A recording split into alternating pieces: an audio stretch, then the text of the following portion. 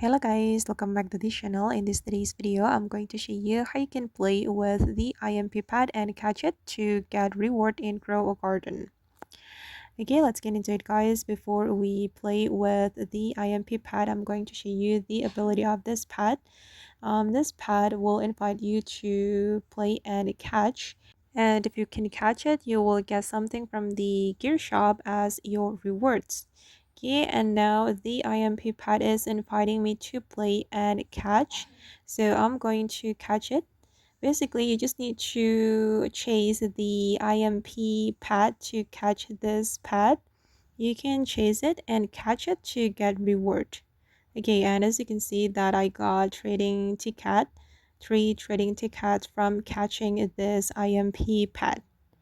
And yeah, that's so fun. And you will have chance to get the Grandmaster Sprinkler if you can catch this IMP pet. And this IMP pet can be out of your garden.